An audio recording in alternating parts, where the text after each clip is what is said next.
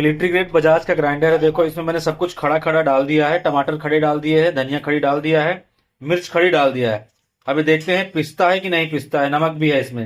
ये कैसी चटनी बना के देता है, चलो ये देखते हैं और इसकी परफॉर्मेंस आपको दिखाता हूँ।